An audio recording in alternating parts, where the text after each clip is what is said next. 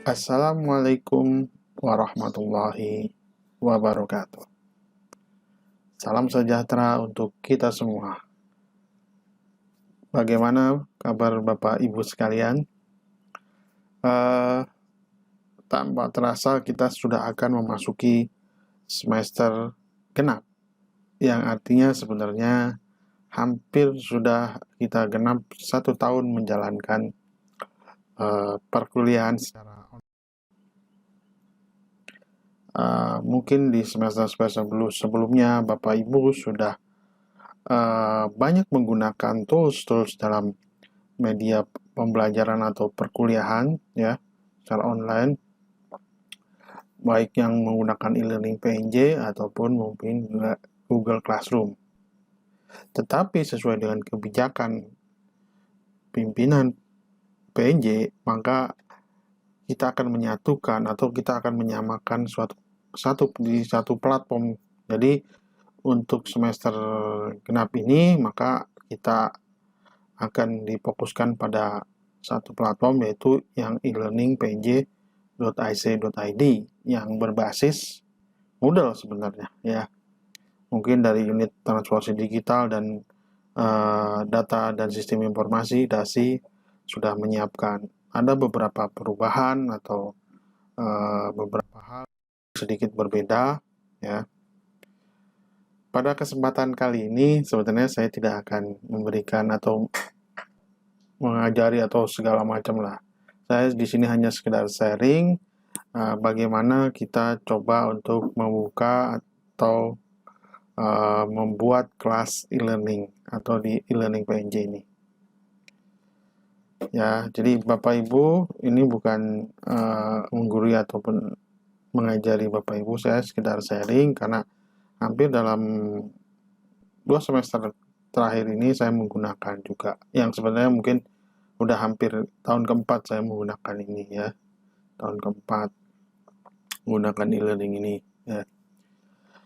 Jadi baik Bapak Ibu, kita mulai dari bagaimana ini seri yang pertama ya, seri yang pertama. Nanti ada seri-seri berikutnya ya. Seri pertama hanya untuk membuka kelas, karena men-share dan menginvite ya mahasiswa untuk bergabung dengan kelas online kita atau kelas dalam mata kuliah online kita ya. Baik, mungkin untuk mempersingkat waktu saya akan langsung saja membuka situs e-learning PNJ IC.id. Oke, langsung kita ke membuka browser kita. Ya, baik, langsung saja kita membuka browser. Di sini kita sudah ada menulis atau menuju e-learning PNJ IC.id ya. Nah, tentunya kita harus login. Di mana loginnya adalah ya dengan nomor NIP kita dan passwordnya sama dengan password hotspot PNJ ya. Jadi ketika kita masukkan NIP kita seperti ini, kemudian kita masukkan di sini adalah password yang sama persis dengan waktu kita mengakses hotspot di PNJ, maka langsung login ya. Nah, akan muncul seperti ini Bapak Ibu. Jadi kalau udah ada, misalkan kita mengambil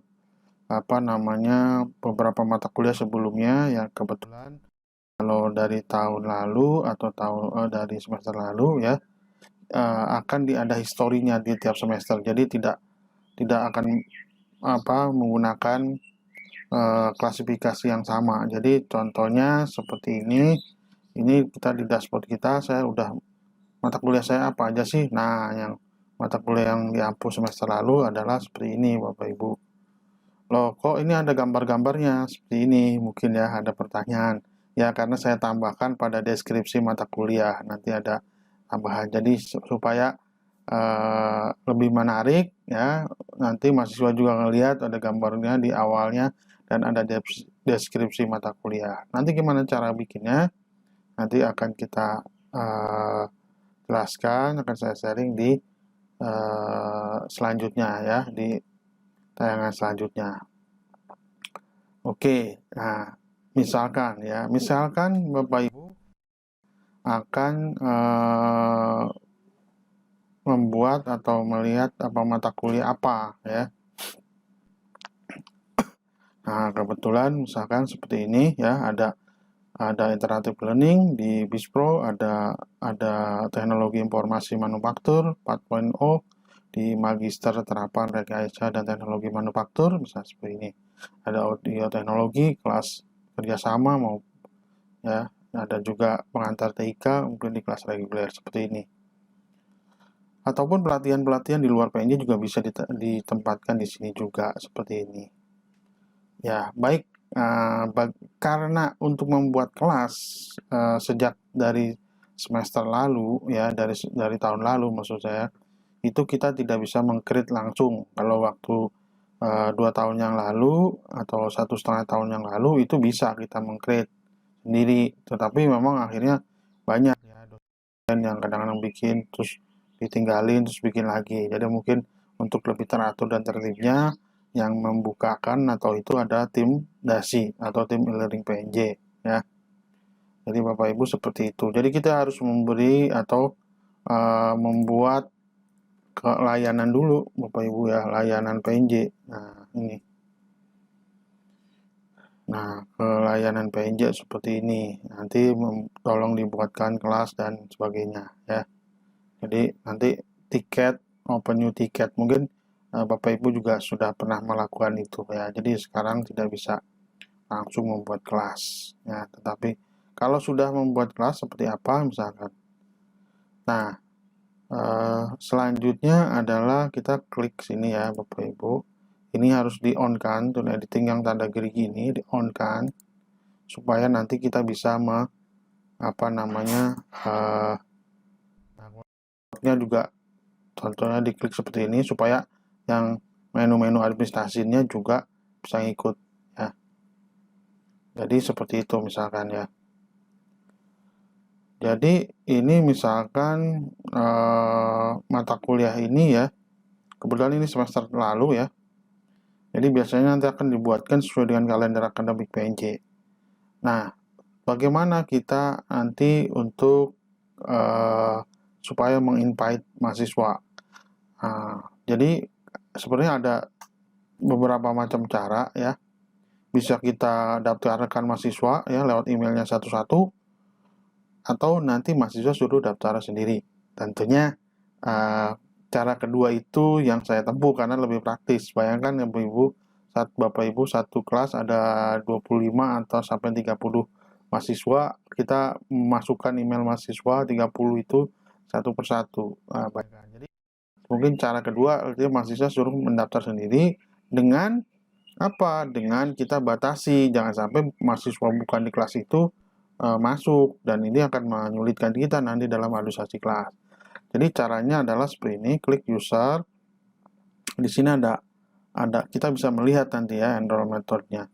Jadi Bapak Ibu nanti diklik di user ini ya, klik, nanti ada enroll method ya. Di enroll method nanti Bapak Ibu ada namanya self ini ya, salah satunya adalah self enrollment ya. Jadi self enrollment, atau kita juga bisa nambahin lagi ya, enroll seperti ini. Nah, jadi di self enrollment nanti Bapak Ibu akan memilih ya seperti ini, ada pilihan-pilihannya ya. Atau artinya nanti kalau sudah ada seperti ini ya, enrollment, Bapak Ibu klik di sini ada yang namanya edit. Nah, di sini Bapak Ibu membolehkan, tentu ini harus yes ya. Allow new enrollment boleh yes ya. Nah, kita harus memasukkan misalkan enrollment key-nya.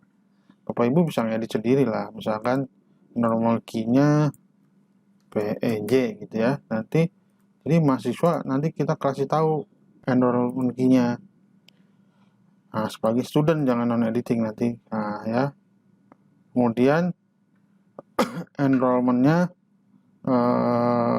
durasinya kapan, ini boleh dikosongkan seperti ini, sehingga kalau ada yang telat-telat mahasiswa ya biasanya tidak 1 hari gitu mahasiswa nge-enroll, kadang-kadang hari yang berikutnya, jadi nggak sama, nggak serempak. Jadi kalau kita checklist, kita bisa dikasih enrollment key-nya berapa hari gitu ya. Tapi untuk gampangnya sih biasanya saya juga tidak di sini ya, karena nanti biasanya akan muncul yang telat, yang segala macam seperti itu ya. Nah, kemudian juga ini start date kapan, berakhirnya kapan. Jadi bisa juga sih sebenarnya mulai tanggal kapan ya, misalnya tanggal awal perkuliahan sampai tanggal akhir perkuliahan. Tapi kalau ternyata ini kayaknya membuat sulit, harus ngitung dan segala macam, nggak apa-apa, di seperti ini kan juga nggak apa-apa ya. Nah, kurang lebih sih seperti itu ya. Jadi ini yang harus Bapak Ibu lakukan ya. Kita save seperti ini. Nah, jadi nanti kebetulan ini udah ada 10 ya. Ini saya pakai yang semester lalu. Jadi ada 10 mahasiswa magister teknik dan rekayasa teknologi manufaktur ya. 10. Nah, kurang lebih sih seperti itu. Jadi untuk perkuliahan yang lain pun sama ya. Jadi misalkan ini ya Bapak Ibu ya, nanti kita bisa lihat tadi saya kebetulan ada di kelas itu ya.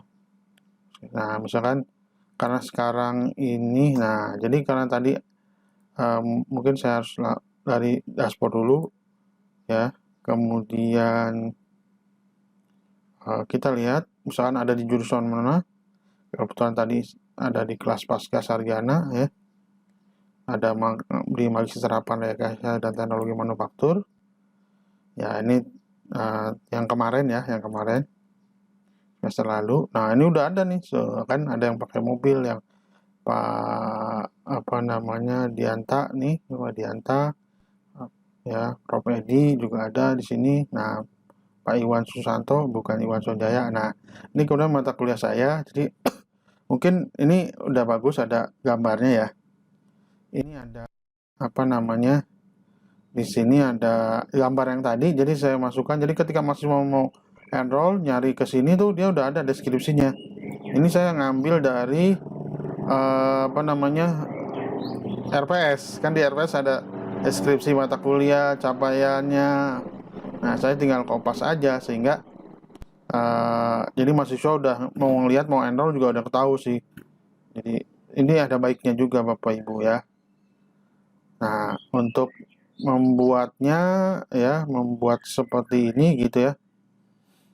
Seperti tadi ya. Jadi deskripsinya seperti apa? Nah, kita bisa lihat di sini ya. Edit setting gitu ya.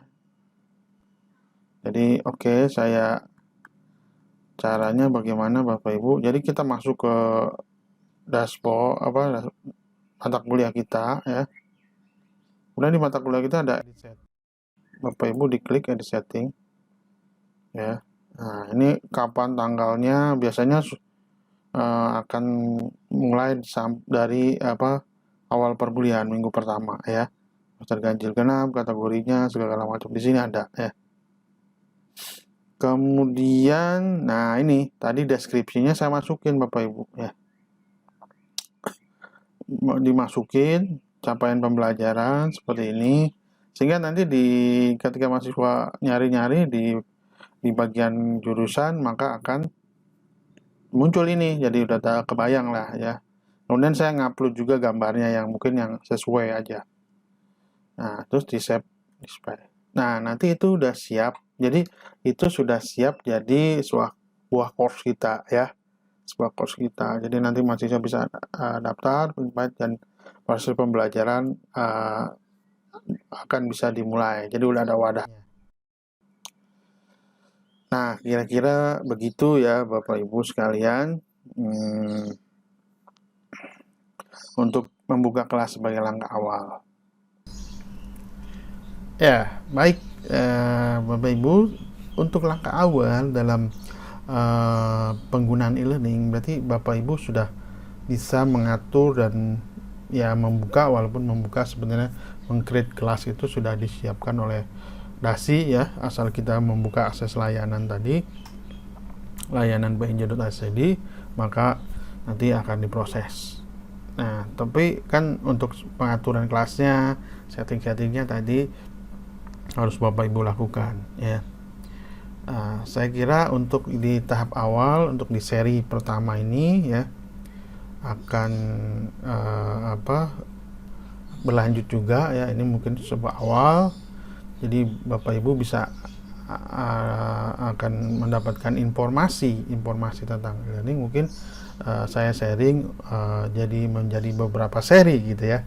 Seri berikutnya adalah seri mengenai bagaimana mengupload materi ya, bagaimana nanti ada tugas, bagaimana kuis, bagaimana mengupload video atau video conference ya. Jadi saksikan saja di channel berikut, seri-seri berikutnya tentang e-learning. Bila perlu Bapak Ibu juga bisa subscribe ya, nanti ada seri-seri selanjutnya. Jadi seri 1, seri 2, seri 3 dan seterusnya. Ya, jangan lupa untuk bila mendapatkan informasinya bisa di subscribe saja ya. Akhir kata, wabillahi taufik wal hidayah. Wassalamualaikum warahmatullahi wabarakatuh. Sampai jumpa.